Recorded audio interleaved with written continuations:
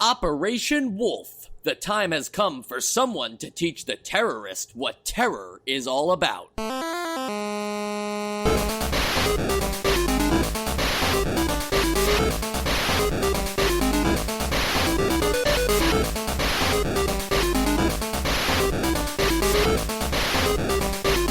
And welcome to Nostalgia, a chronological exploration of every NES game released in North America. I'm Mike. I'm Sean. And I'm Sam. And, the listeners won't know this, but it's been a minute for the three of us to get together and record an episode. Psych, guys, we don't always record them live. We do some pre-recording, but this one is fairly live. We're recording on Wednesday, August 4th, and I think it's going live on Friday, August 6th. 6th. I swear I know how to say 6th. You're really pulling back the curtain.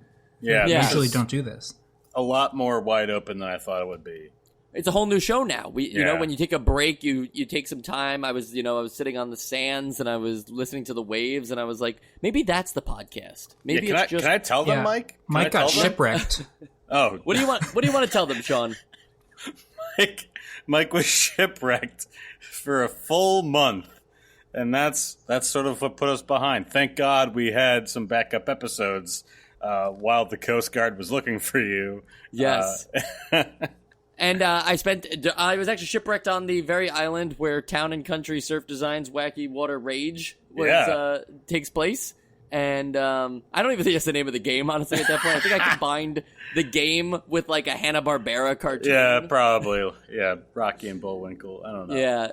I spent some time. I was listening to the waves, and I was like, oh, maybe this is the podcast. Maybe it's just gameplay audio. Maybe it's ASMR of Hawaii. Oh, there you go. Yeah. Sam, what should the podcast be going forward? I think we should be a shipwreck podcast. Oh, and just talk about all the best shipwrecks? Yeah. No, it might not have been done yet. Yeah, I mean, everyone knows the Titanic, and there's like Spanish galleons off the coast of Florida and stuff, but I don't really know anything beyond that. I don't really know a lot of shipwrecks, but I'm sure they're there. That is copyright. You can't make a podcast about that unless we do first. Any listeners that are getting that's ideas true. Right yep. now. And you also can't do any podcasts about the movie Chipwrecked, the Alvin and the Chipmunks. I think that was the third movie in the quadrilogy that is the Alvin and the Chipmunks movie series. Because Chipwrecked is so close to Shipwrecked, I feel like we have some kind of intellectual rights on that as well. Definitely like a waiver of some sort. But I want to go back. That is probably one of the coolest back-of-the-box phrases that I've ever heard, Mike. It's true. I actually thought at first it was a little cheesy, but then I'm thinking, like, wait a minute, put yourself back in 1989 and imagine you're 7 years old. I think I'm sold on that back of the box. I'm entirely sold. At that point, who likes terrorists? Nobody. Not me. People. But who would like to teach them what terror is about? I would. Okay, so Just then me. you were probably somebody who bought this game. I would have bought this game. And then, like, I feel like, that on its own is a lot more interesting than probably what the game actually is, in the sense of, like, there is a story in this game, and you're traveling along. There's a plot. There's a plot. Do we want to talk a little bit about that plot before we get into the actual gameplay? Yeah, so, in this game, you are a rescue force or a dude in a rescue operation in some undisclosed tropical country that I imagine the United States or some Western nation is at war with. And you are trying to locate and then rescue prisoners of war while using your Nintendo Entertainment System light gun. Otherwise known as the Zapper. Thank you for that account. At the end of the game, too, the U.S. president does either congratulate you or frown upon you based on your performance in the game, depending on how many hostages you saved. But, the idea of, like, you're going in to save these hostages, I felt like and maybe it's a little bit too much in the gameplay section that we haven't covered yet, but I felt like there wasn't a lot of creative solves, especially, with something like a zapper, on how to save these hostages. It kind of boiled down to the same thing almost every single time. Yeah, I mean, okay, so if you're going to make a light gun game, I don't know how many creative ways you can solve, like, save the guys that are surrounded by people that you can shoot that doesn't involve shooting. But you can shoot for instance, people. they're tied to a rope, and it's about to, they're going to be, like, feed to the sharks or something, but you can use the light gun to shoot the rope and cut them away before they get into the pool of sharks. This is your idea. That's my idea, right? Yeah, it doesn't happen in the game. I feel like if you shot the rope, if they're hovering a bunch of pool of sharks, you just... No, the crane hasn't moved them there yet. It's like a time thing. You have to do it before. You're saying you shoot the sharks. You shoot the... Now, that's the alternate ending. You could shoot the sharks. That's mean. Well, yeah, it's like the president would frown upon you. They'd be like, great job saving the hostage, but you killed 3 endangered species. That's a big deal. I feel like what you're describing is the Vietnam War equivalent of Orlando Bloom throwing a sword for Captain Jack Sparrow to just sort of like stand on for a little bit. It just seems very unlikely to actually occur, I'm not questioning the heroic nature of saving hostages or prisoners of war or anything, but this seems to be like, the most main objective in all these NES war games we're playing. It never comes down to just defeat the opposing side. It's always like, whether it was Jackal or the one with the Stallone movie, Rambo, it's always like saving hostages. Well, it's more heroic. It's more heroic to defend I than it is to attack, I would say. So you would have you would be okay if the game didn't have like a big bad or a villain at the end that like you do have to take down as well, like some kind of climactic finale instead. I would be okay with that as well. I think that it fits with the design principles, like I guess more the storytelling tropes of the day, to be like just like get these guys back. They're good guys. We don't want them to feel bad. I think that fits, but I wouldn't be like against an actual like villain. Villains are cool.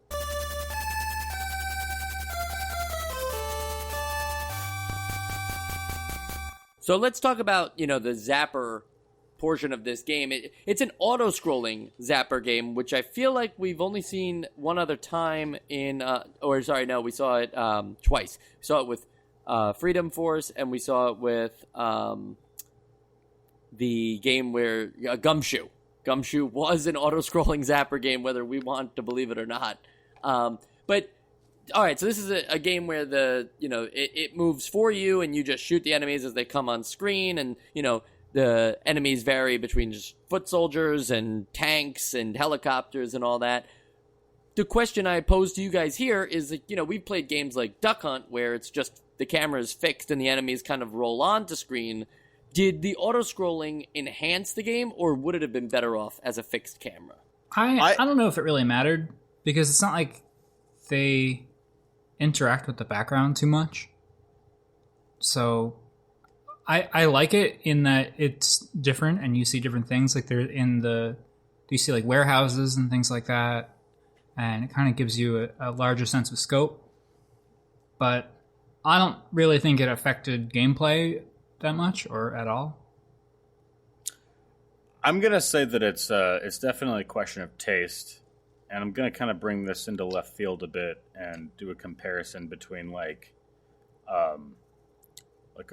an on-rails shooter in an arcade, like let's say Time Crisis, and a more you are just a turret kind of arcade game, like let's say Big Buck Hunter or something like that.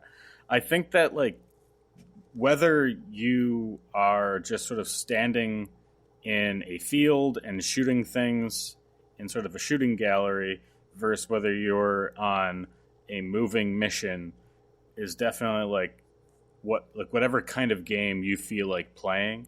I kind of see that as like an 1989 equivalent for like a Duck Hunt versus Operation Wolf. Does that kind of make sense, or is that a little far-fetched?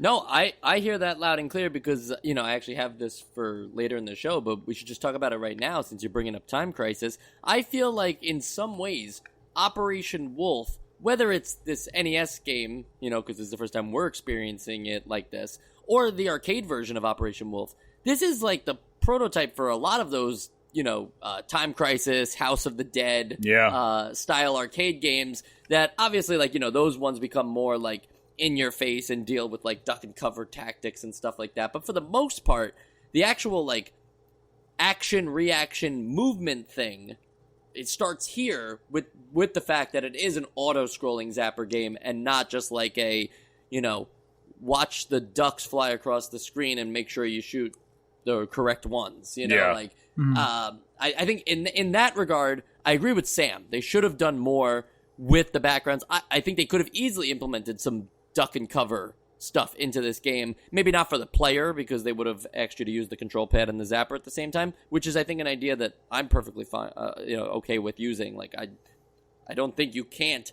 have it where, like, the control pad is held like a remote, and you maybe just use, like, the D-pad, and then the zapper's in your right hand. Like, I think most people could manage that. But forget that. I still feel like the backgrounds should have been able to use, like, if you shoot this thing, it's actually like an explosive barrel, and it hurts a couple people around it. Instead, that's like, it's a power-up item that you shoot. And it's like you could have communicated that in background design.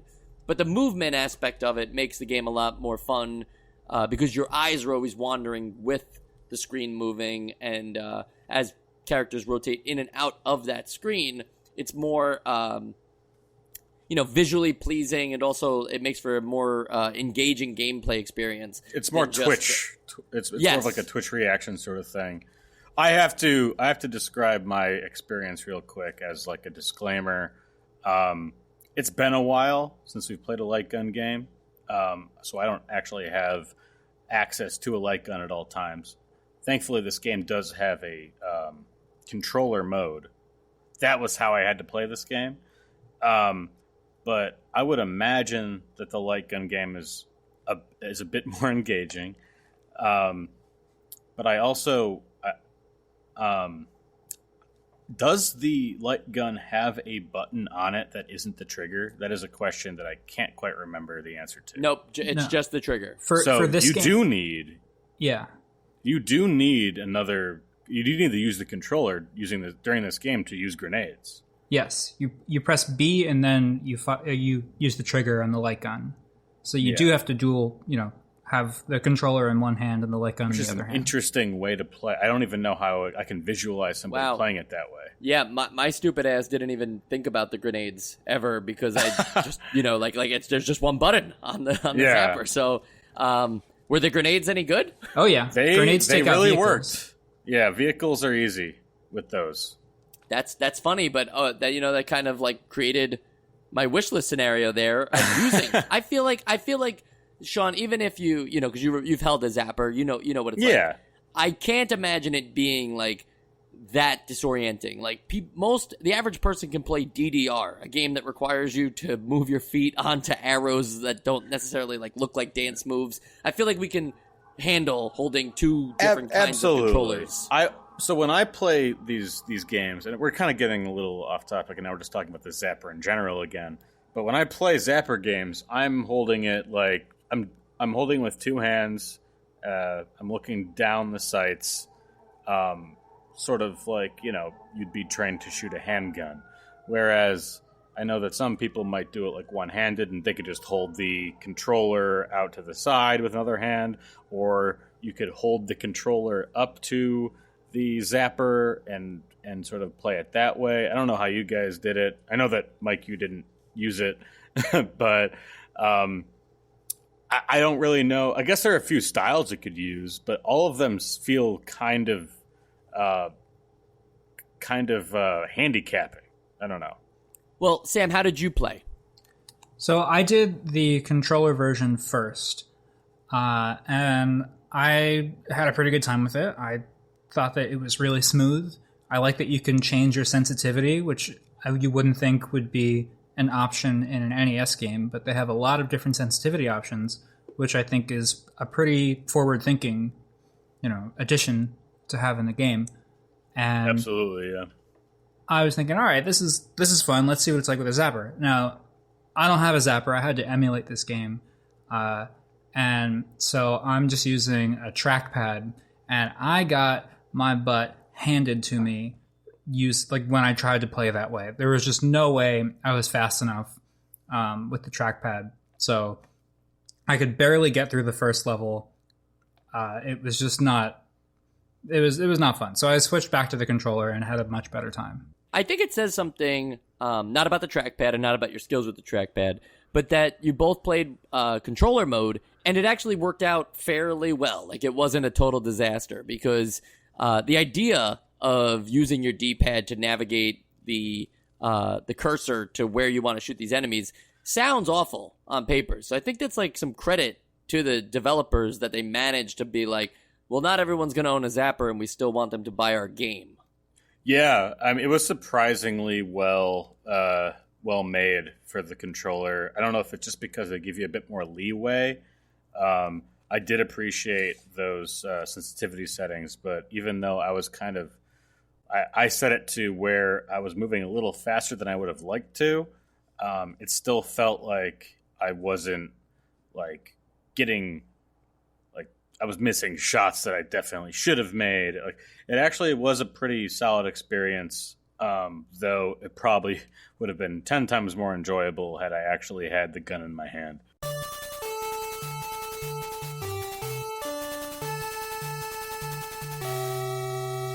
So let's go around to the stages in this game, which I was always confused by every single time. They present it like you're going to get a choice, you shoot which stage you want to go to. Not the case. You have to play them in a specific order. I don't know why they would lay out the level map like that.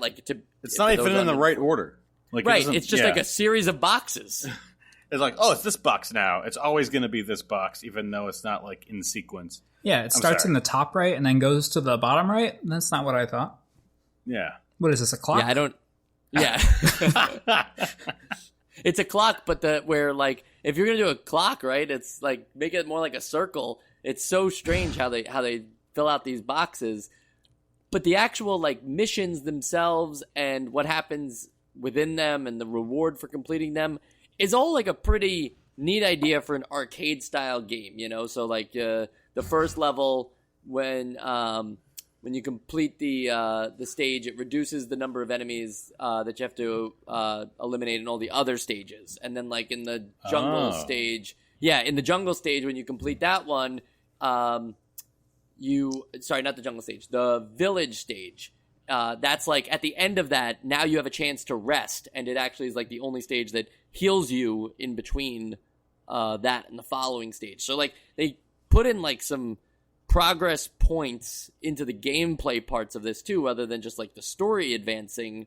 But it's not it's never enough to make you notice it. It's almost like they should have put a point to make these a bigger deal, and that's why also selecting where you go probably would have been better off, because then you can choose okay, well, I really need to rest to heal up, so I'd rather save that for later in the game or something. Yeah. Or I need to resupply my ammo, so I'm not going to go to this one, because then after that, they give you all the weapons replenished. It's that would have been the smarter thing to do, I feel like. The rewards themselves are nice, but you don't really notice them because you don't always need them.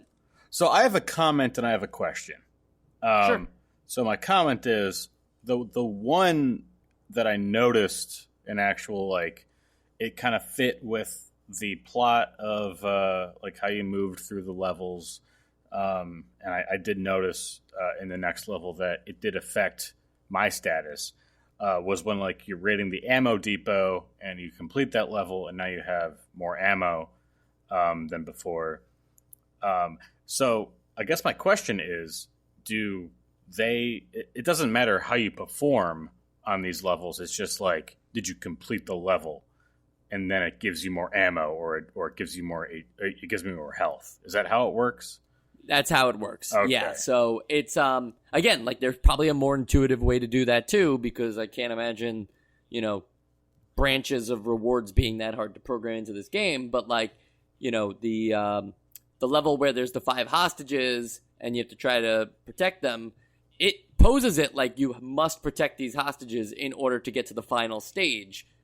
But it's really just save one and you can advance to the final stage. There's no like varying reward other than the alternate ending. There's no like varying reward for like, well, what happens if I save 3? Like, does the airport stage get a little easier? Like that would be a nice reward.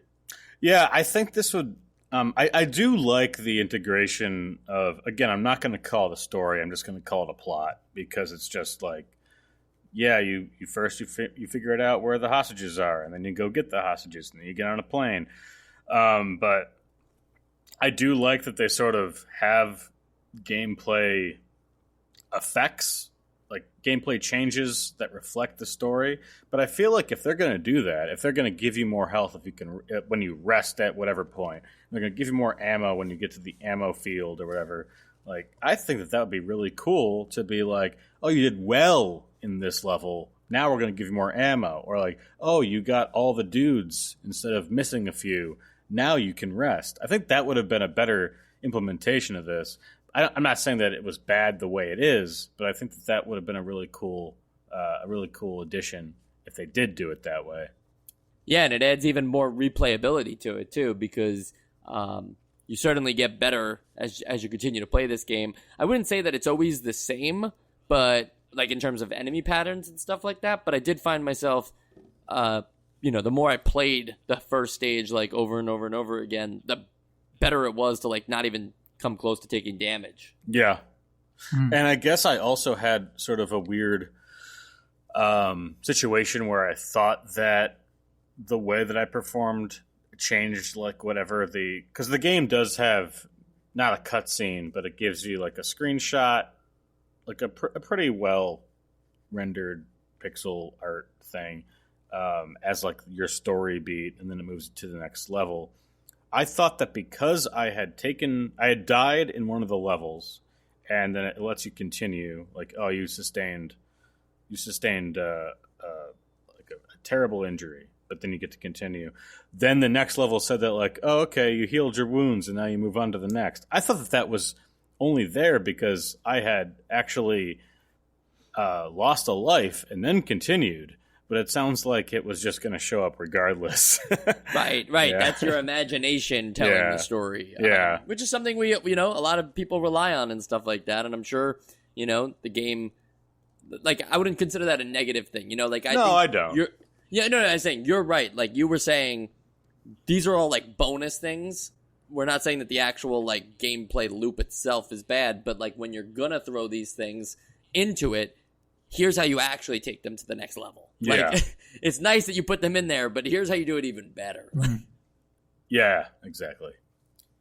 So, Sam, yeah, I was going to ask, how did you feel, just not in any particular level, but just in the actual light gun experience and the enemies on screen? Was it a challenging experience? Was it a fun experience? It can be both. Things can be challenging and fun. I'd love to hear your thoughts. You're asking specifically with my trackpad light gun?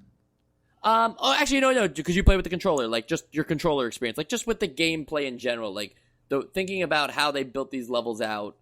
Is it fun to take down the enemy soldiers and advance through the stages? I would say, yeah, I think it's really fun. I think that it is challenging as you get to, higher levels, but once you get used to the sensitivity and kind of the rhythm of the game itself, the rhythm of the gameplay and the loop, I think they do it really successfully. And I think it's fun. It's fun to, decide when to use your grenades. It's fun to shoot the little, I feel bad about it, shooting the birds in the background to get more grenades. And I feel like, also, this is an aside, but, playing Zelda growing up, where if you hurt the chicken, the cuckoo, you die in Zelda. Whereas in this, it's like, oh, you got to keep shooting the chicken to get more grenades, and I'm like, really? Like this isn't some kind of trick. So that threw me a little bit, but I got over it. Anyway, it didn't help that the chickens looked exactly the same though. Yeah, like, those are Legend of Zelda chickens. Yeah, they are. Maybe Legend of Zelda. I mean, those are that's like an Ocarina of Time thing, right? Or Link to the Past, or Link to the Past. Yeah. So maybe they got it from this. I don't know. But I played too much Spyro as a kid to not want to harm the small animals moving around. Oh, gotcha. But to answer your question, I think that it's fun, it's satisfying, and it is hard. And I think that all those things, go into a really solid game that I wasn't really expecting. What about you, Sean? I just don't think that I can judge it fully, having not played the actual experience. Like, I can't play a VR game, mouse and keyboard, and say this is the game that it was meant to be. As the sort of handicapped version of the game that I did play, it was surprisingly well controllable. Knowing full well that this wasn't what it was designed to be. So it was a cool backup mode that I played. And I thought that okay, as a backup mode, this is pretty good. But knowing that it was a light gun game, that I wasn't playing with a light gun, I don't know if I can give a full review. Sure. And I know that, it's kind of useless that I'm here for this. But, yeah. You're never useless. Oh, thanks, Mike. And, just speaking again on the gameplay and storytelling mix, there are two different ways. I mean, there's a couple of other ways, but those are more specific to the levels that you're playing in. There are two very distinct ways to lose in this game, and that would be your damage bar your health bar filling up with too much damage. I guess that's what I was trying to say. And that causes you to die, and the screen does tell you that you died. But then also, if you run out of all supplies, you lose as well. But in a twist of things, you don't lose because you didn't have anything you just got shot at until you died. You were actually taken as a prisoner as a result of not having your supplies. So I think that's an interesting way of creating another kind of game over scenario that actually makes sense and is agreeable. I thought wow, that's really cool, because the whole idea is that you're taking back the hostages, and now you kind of become one. Yeah, it's a very thoughtful choice. Yeah, I'd say that this is sort of the most immersive NES light gun game because of the different fail states and how it presents that to you after each level. Not to say anything bad about the FBI simulator, or even Joe's favorite Duck Hunt, but I did like that this has a little bit more. This has a little bit more bells and whistles than we're used to in the light gun game. Which makes me ask, okay, Duck Hunt. You're saying Joe's darling. That is a game that we consider essential. Yeah. This is just adding a lot more action onto the screen, and more to do, if you will, than Duck Hunt was ever offering. I'm just leading a question here, so don't say oh, Mike's, I'm just trying to make the conversation. Does that make this game better just because there's more stuff to do, and it's basically still Duck Hunt? I mean, you even get to shoot ducks, as Sam mentioned. I don't know. Well, they're if chickens. I can say that, but no, there's ducks too. Oh, well. Yeah. I can't say that. That's I don't know if more of. Well, take the question here then. Okay, so forget that I said Duck Hunt and this game specifically. I guess the leading question there was: does adding more things just make a game better? Do more features? Is it just inherent that eventually, if we ever get to Super Nintendo games, just the fact that they have more to offer and that they have more every game's essential. Right, those games are essential, and these games, all these NES games just kind of get wiped out because they're not as feature rich. No, I don't think so. I think that go ahead, Sam. I think that there's a certain degree of polish that you have to take into account, and how much all the elements of the game kind of create the game's identity. And if you're just throwing a bunch of stuff and kind of seeing what sticks, that's not as clean, and it's not as, as good and immersive as a time as a game that only has a couple things, but they have it extremely catered to one specific kind of gameplay, like Duck Hunt, where there's not a lot that you do in Duck Hunt, but what the game that you do play is so refined that it's a great time. So I think that there's something to be said about for that. And I also think that, like, as the people that are on this podcast, like, that maximalist approach that you sort of seem to be describing, Mike, nobody that's doing a review of games that are 40 years old would actually be, like, well suited for, because everything's going to suck. Because I think if you bring that to its logical conclusion, that just means that, like, oh no, it just has to be modern games all modern games are better than all old games because they have more going on. But I mean, that's just sort of taking it to the extreme. I was going to say, take something like new Assassin's Creed games when they come out. They're just so full of stuff that if you actually want to complete them, it's going to take forever, and you're just not going to have a good time doing it. So quantity doesn't equal quality. Agreed. Yeah, I think that's a great point, Sam. And both of you brought up a great point of, like, I don't know if it's a consequence of us doing this podcast or not, but, like, I actually can't enjoy most modern games because of how much there is to do in them and how much of it feels like it's just added. It doesn't actually mean much in completing it. It's just like, oh, cool, this is how we get people to justify our $60, now sometimes $70 game, So I agree that Duck Hunt and this game probably shouldn't be compared. But the idea of, like, adding more things to make a game better is a topic worth talking about, and I think we did it pretty well. Yeah, we did a good job. Pat ourselves on the back. This episode's over. No. We have a little more to talk about. And the thing I wanted to talk about last about the gameplay, unless you guys have other things you want to bring up, is, we were talking about, like, oh, there should have been, or maybe there could have been, a bigger bad, or like a final boss thing that actually, like, builds up to or happens in each stage. And that really only happens, as far as I can remember, twice in the game, and the most prominent time is the one at the end where you're, like, taking down the helicopter and everything, which I guess you could consider a boss, but it's just part of that stage. The jungle stage had this weird moment where, like, there actually is a female being taken hostage by an enemy soldier. That was weird. And you have to, you have to be a really good marksman, because it's really easy to shoot the girl because of how close they are together. For a game that's basically just measuring squares to determine if you hit the right square or not, I could see a lot of people screwing that up, myself included. I screwed it up a lot. Okay. I want to say, go ahead. Yeah, go ahead. So I took a couple pot shots at him, and I definitely hit him and not his hostage, because there was some, like, screen jitter or whatever.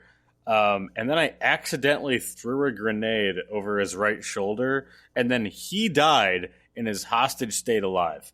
So I guess sometimes making a mistake of thumbs in a completely different direction, like let's use explosives for this precision target, that can work sometimes too.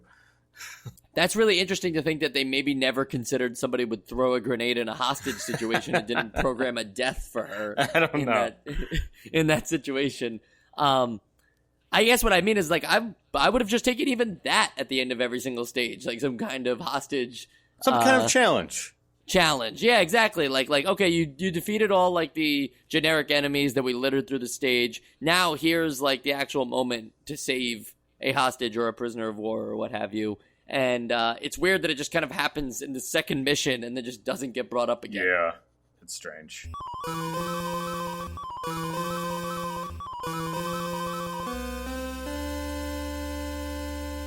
So real quick on the sequels and spin-offs here, there are actually quite a few sequels to Operation Wolf, and they are true sequels. They're not just like, made by the same people or what have you. So the first one is Operation Thunderbolt. And this is it went to the Super Nintendo instead of the NES. So I guess that brings up the same argument again of like, if you ever got around to the Super NES version of playing this game, would that defeat the purpose of going back? I think the three of us would argue no, like try both, especially if you're interested in trying old video games. But from what I can tell, this one is mostly, just a follow-up in every sense of the imagination, except for there are some more like one-on-one moments with boss fights, which just essentially come down to two people shooting at each other, which might be too ridiculous of an idea when you think about it. Like just two people constantly shooting at each other, and they can take multiple bullet wounds before either one of them goes down. I mean, I like it. It's very 80s action movie, even though I'm sure these are in the 90s now. Operation Thunderbolt actually was first released in 1988 because they always go to the arcades. But yeah, I think the Super NES version, it's like way late. It's like 94 or something like that. That makes sense. Oh, you know what? Fun fact, though, looking at the Super NES version here, works with the Super Scope, right? The Zapper, like, level up, but also works with the mouse for the Super Nintendo. Oh. So, mouse and keyboard gang is there. And that's, like, an interesting thing, because, like, I know some modern NES emulators allow you to use a mouse to, like, act as your Zapper, and in a way, so could the Super Nintendo. After that, we have Operation Wolf 3, which also came out in 1990. Yeah. I guess, like, technically, Operation Thunderbolt was Operation Wolf 2. Yeah. So Operation Wolf 3, even though you would never know that, is an arcade-only game, and I think the only difference here that I can tell is that it casts players as counter-terrorist operatives, and it's the only game in the series to feature graphics composed of digitized photographs. Okay, yeah, and the only game in the series to do that. Yes, yeah. So, but okay. I'm saying, like, do you remember that? Like, that was a popular thing in arcade games for a while. Yeah, like Mortal Kombat, that kind of deal, right? Yeah, Mad Dog McRae was another, like, shooter game that did that. Yeah. Was it Narc, or is it another? I don't remember what the name of it was. I don't remember. They're referencing Lethal Enforcers, which is really funny. I'm just looking at this now, but that's like a movie that got turned into a video game, you know. But digitized photographs as an idea, I think they could try that again. I think we should see. I think it's a cool thing for nostalgia. Yeah, like regular nostalgia, not not nostalgia. Nostalgia, yeah. And the last game, Operation Tiger, which is funny that, like, you know, it's like Operation Wolf is just like, no, the kids need something new, and then they're like, Operation Tiger. Like, what's like, where was Operation Lion? I want that game. Where's Operation Bear? Or Operation Tiger 3. Operation Tiger, otherwise known as Operation Wolf 4, we'll call it. It came to the arcades only. And, you know, I really couldn't find too much about this game, but it says you're a soldier who has to shoot his way through 6 rounds of battlefields in an attempt to rescue captured soldiers. Yeah, so you're a bad enough think, like, dude. Yeah, but I just think I gotta wonder, like, did the like idea of these games warrant like 4 of them? Like, it seems like every time it's just the same thing, but like now with the latest graphics and features in mind. Like, you know, now it's 1998, so we got to make another one that looks like a PS1 game. Yeah, I mean, I don't know what the legacy of this game is. I don't know if it was any pioneer of any sort of gameplay, but like just looking at these in sequence, it's definitely each game is a pretty significant step. Moving from an NES light gun game to basically Time Crisis. Like, Operation Tiger is just basically a Time Crisis clone. I don't know which came first. I imagine Time Crisis. But you can see each step gets closer and closer to what we recognize now as an arcade physical gun shooter. Yeah, and I could also see that, you know, in some ways, I'm sure this Operation Wolf franchise is also responsible, as we mentioned earlier, like for games like Time Crisis, House of the Dead, Virtua Cop, Mad Dog McRae. Like, I'm sure in a way, Operation Wolf, started some things. Yeah. I'm not going to say that it was the only one responsible, but, I definitely don't believe, Time Crisis wouldn't exist without it, but in a way, it paves the future for those kinds of games. Yeah. Possibly. Now, possibly. Now, some versions of this arcade game, Operation Wolf, the one we reviewed today, some versions, for the Sega Master System and stuff, they don't have light gun controls. You just use the D-pad, and you just play the way Sam did, which apparently not too bad of a flaw. Obviously, people who want to take the arcade experience home would also want the light gun experience. But here's where things get really strange. The Virtual Console re-release of Operation Wolf does not feature any kind of light gun support. You mean Virtual Console on Wii? On Wii, including the Wii Remote. That's why insane. wouldn't you be able to just use the Wii Remote? That's a missed opportunity right there. On this game, if you remember, I think 3 years ago, me and Joe played, I think Hogan's Alley, and we played that on the Virtual Console using the Wii Remote because we didn't have a zapper yet, and that's how we experienced that game. So it's almost, Nintendo cared about their own, but not when it came to any zapper NES game. They're like, no, we're not going to build in this functionality. So the game is only played today with a standard controller, and I gotta say, on the developers' side, that's pretty neat because this is a game that you can still play today, even though it was intended to be used with something that, arguably nobody just has at the ready other than people with, massive garages.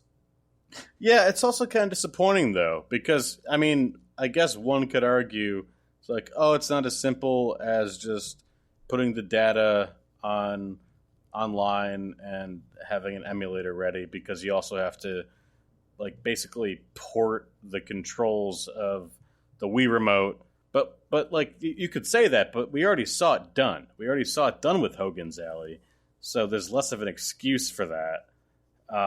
But I guess, you're right. It's it was their own game. They're obviously going to prioritize that. It sucks that you can't really experience it in that same way without having the old hardware. But I guess that's why they have the alternate modes. All right, I think that about covers Operation Wolf. We're talking about this a lot longer than I expected. I don't know about you two guys, but I think the only next logical step in the podcast, something that has not changed, even though I heard the sounds of the waves and thought about what the podcast should be and could be, it definitely still is a podcast where we, at the end of every episode, review whether it should be in a list of games that we think are still worth playing today, and that list is called the Essential Games List. Now, I feel weird saying this to start the Essential Games List, but I think it needs to be said, because it's still technically relevant to the episode, and I don't want it to sway anyone's opinion here, but Operation Wolf was the Golden Joystick winner of 1988. Wow. And that's a very prestigious award, that The Last of Us Part 2 is the most recent recipient of that award. Wow. And so it's in good company. It's also, I think, God of War and Red Dead Redemption 2. All those things are the Golden Joystick winners. But that's not the Essential Games List. Right, that's not the Essential Games List. And now we're going to find out, okay? Starting with Sam, we're going to find out if Operation Wolf makes it onto the Essential Games List. Sam? I think that this game has a lot going for it. I think that it's very polished. It has interesting story beats. It has interesting fail states, like we talked about. And I think it's also got a really good core loop with a lot of different features involved. And I'd rather play this than Gotcha the Sport, Yeah.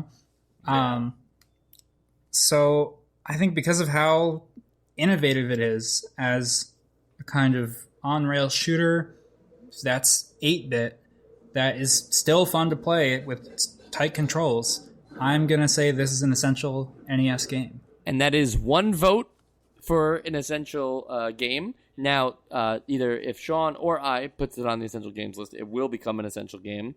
And we will find that out right now with Sean. All right, so like I said before, I haven't experienced this game entirely as it should have, and I know that like it's designed to be played with a light gun or with a controller moving a cursor around a screen. But I still believe that this game is meant to be played with a light gun. I did enjoy playing this game with the cursor.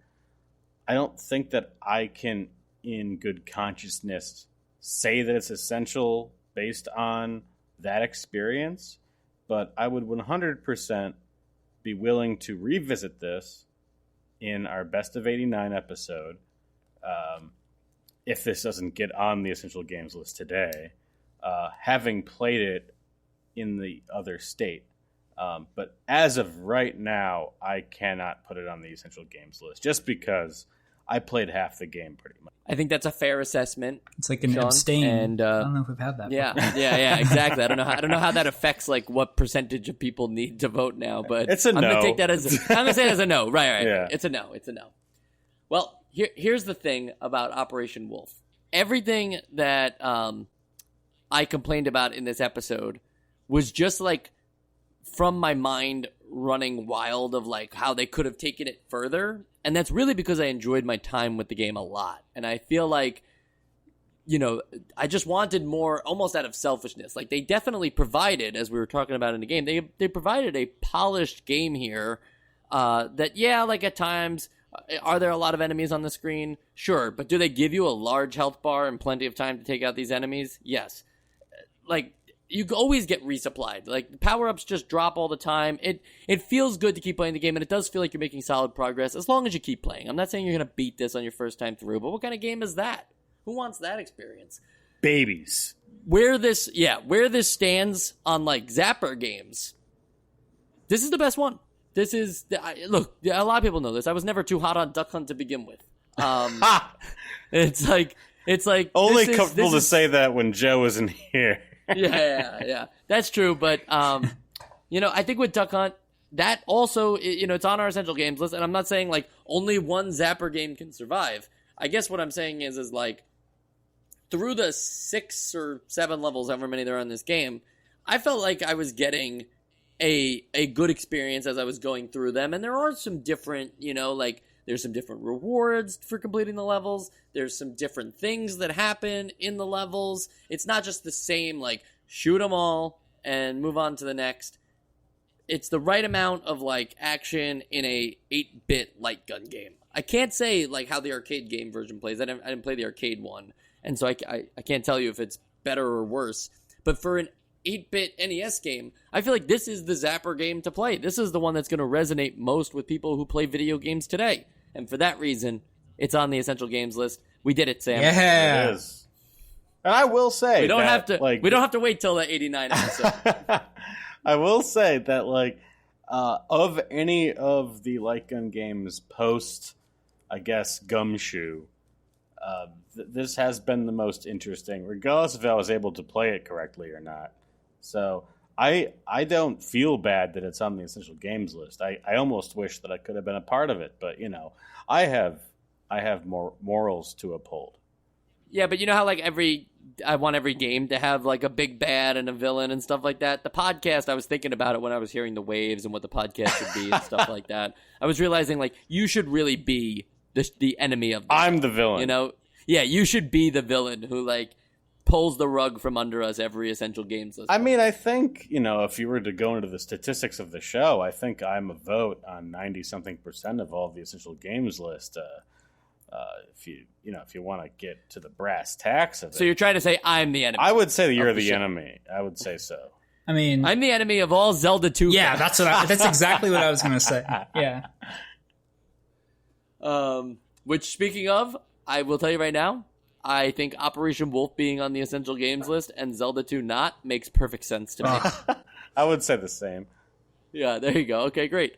So we're in agreement. Next week we have The Adventures of Bayou Billy. Ooh. You know, now I don't know enough words in the English dictionary. So is there something I should be able to tell about this game based on that title, other than it potentially being a like adventure game and a Western setting. Bayou is Louisiana. There you go. So I'm already wrong. Yes, you are. So it's like what would be like? Are we going to be in the mud? I would say this is probably going to be closer to.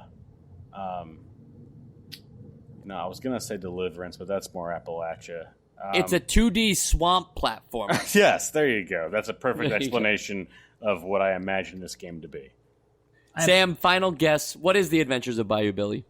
I'm also going to guess 2D swamp platformer. I'm guessing lily pads are going to have something to do with it because that seems like that seems like a gimme for. Is it going to be a swamps. math-based game with like fractions? Oh, I hope not. I hope they don't trick me like that. Yeah, I think that's probably like the PC spin-off game, the Math Adventures of Bayou Billy. Like, did you ever notice that there were so many like computer math and reading games based on like beloved IPs? Yeah, I still have some memories of the Sonic, the Hedgehog one. Yeah, I mean, I'm not even talking about just video game characters. I'm talking about like you'd buy like Lion King on PC and it turned out to be like a crossword game. It's like, yeah, shut up. Like, I wanted to play as Timon and Pumbaa. That's true. All right, well, maybe one day we'll play as Timon and Pumbaa. Probably not on the NES, because Lion King didn't come out until 1994, and the console ends in 1994. But we will be playing a lot of other games, and we'll be reviewing them, and we'll be doing the Essential Games list, and it's all up to you people, the listeners, to tell us just how wrong we are. And I'm not saying how correct we are because you guys really only tell us when we're wrong. Yeah. I never really get like oh my God, you guys nailed it. It's never happened. It's never happened. No, not much praise from the listeners out there. No, that's okay. Yeah, it is okay. And another thing, though, we do like hearing from you guys, whether it's positive or negative. So please tweet at us at NostalgiaCast, where, after this episode, I'll be posting a image of all of the games that we voted an essential game so far. So you can see that Zelda 2 is still not on there. And that, tragedy. Balloon Fight will never leave. True that.